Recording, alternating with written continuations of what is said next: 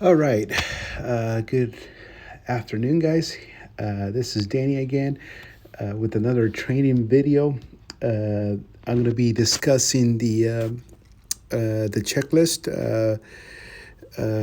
This is where some of the where there's certain things that we utilize checklist for example to create our project assessments for the flooring from the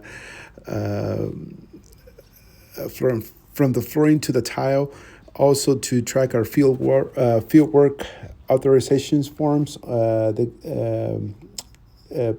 Some of this work we do on a T&M basis. So you know I'm going to walk you through the process how we document and created field work authorization.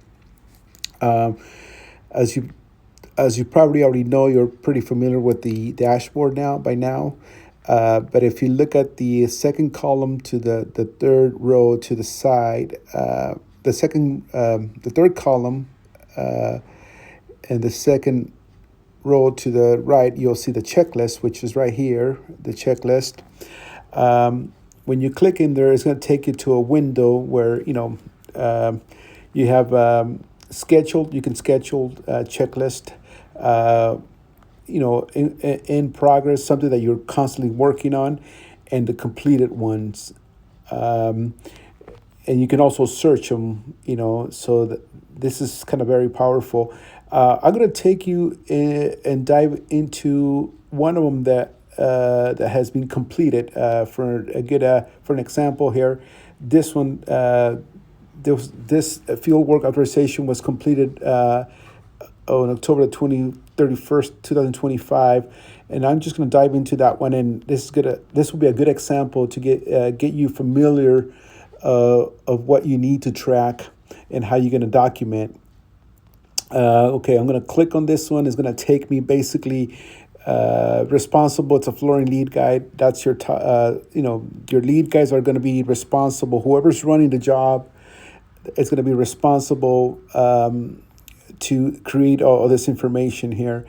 As you can see, the checklist date, was generated on the 8th, basically. The time, you know, whatever time it was generated, that it's just gonna stamp that. So I suggest, like, if you go specifically to a project, you need to, as soon as you get to the job, if you get there at 7, that's where you create because obviously it's T&M, so your time will start there. It's or whenever you're authorized to do the work, or whenever you get the green light to proceed with, that's when you start doing it right away too. So the address, which is number one. The girls, our staff was kind enough to translate these questionnaire or survey in Spanish, from English to Spanish, which I find that very, very cool. Obviously, your date, number one date, uh, this line number two, that's usually specify a specific location of the work being done. So again, this is very important.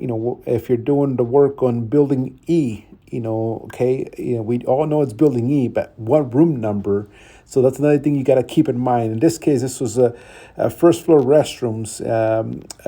Also, it's one building, but I can open up the picture right here, and you can see where those two areas, where the two areas where you can see the two areas where the work was done.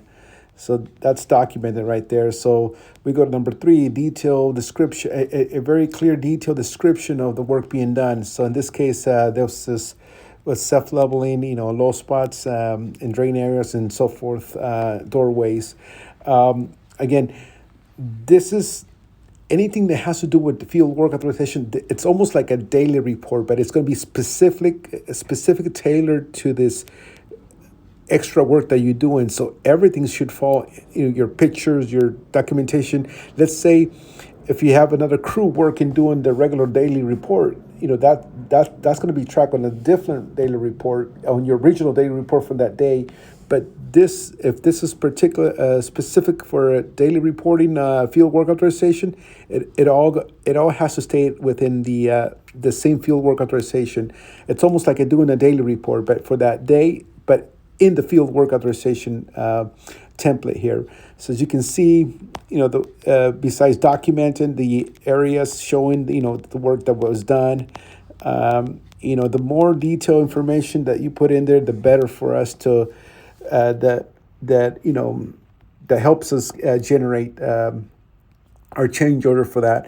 Okay, so basically the other one, number 4, after your pictures, number 3, number 4, materials, and whatever materials were used, like in this case is, you document what was used, 3 bags of Arctics, 4 bags of whatever, anything that we're going to be able to go back and charge the customer, that's where you document that. If you move, let's keep moving on. Number 5, you keep moving, let's see, equipment, equipment's a big one as well too. What do we use of equipment? Shop blaster, grinder, vacuum. All that has to be documented.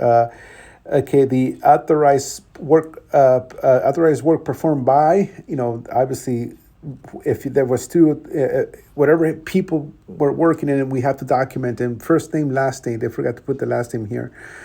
And then the hours. Were these hours regular hours, or were these overtime or double time hours? So see if you have if it's all regular, they go down on the regular. Basically, you almost have to do 4 hours times 3 guys. You always have to put the total hours there, and this is where the actually authorize whoever direct us to do the work. It cannot be it has to be someone that has authority to to sign off. It can't be just someone from the company. It has to be a project manager or a field superintendent that is authorized to sign this type of work. All they're doing is they're acknowledging the work that we did. It's not a change or nothing yet because it has to be processed. But all they're doing is acknowledging that we did the work. And at the bottom is basically that's the installer that signs off for that, and that's it. What you do is this is one that is all filled up and complete. Okay, I'm going to show you. We're going to do one from scratch, which is basically let's see. I'm going to go cancel. I'm going to go back to the schedule in progress. I'm going to create one. I'm going to create a template one. Let's just for training purposes here. I'm going to add, and it automatically is going to take it to the universal. You got the Raken, basically checklist, and you also have the universal. So in this case, we picked the first one since the first one is a field work authorization form. That's the one. Basically, there you go. This is where you start doing your work, let's say, let me just put something real quick. Journeyman. Okay. You go through the process as I already explained. You fill up the information, and when you save it, you want to save it as a draft. Never save it as completed, because what it is if there's any adjustments that need to be done or that you forget something, you're not going to be able to edit it anymore. So when you go to the process of getting a signature from the guys, after you filled everything right, and you save it as a draft. That's it. And what that does, let's say you capture all the signature and everything, right? Let's say let me go in there and get the signature. Let's say we get the signature from the customer, whatever. Let me see. Danny. Let's say you get the signature from the customer, right? You got to get his name, last name, and his signature. What you do is you save it as a draft, okay? And what that does, it allows us to go back and edit it, not to erase the, but if there's any adjustments that we need to do, or that let's say that you forget, oh, this is what happens, and this is what happened. I need to get this done. I forgot to add this. So this allows us. It gives us a little time to review it and make sure that we're capturing everything. But that's how the overall field work authorizations template works, guys. It's very important that we document all this, document and get our get our stuff done together. And the other thing I can't stress enough the importance in, if you need help, reach out, please. But I would the reason I'm doing all these videos is to help you guys facilitate, and have you help you guys get there. And at the end of the day, we're trying to follow a process that could eliminate any miscommunication errors. But I think you will find this very helpful, and you can always refer back to your you can watch these videos over and over and step by step, and they're pretty clear and pretty straightforward. And as we move forward with more technology, we'll be adding more stuff and utilizing this software, to its potential. There's just so much to do here, and that could help us. A lot of tools that can help us.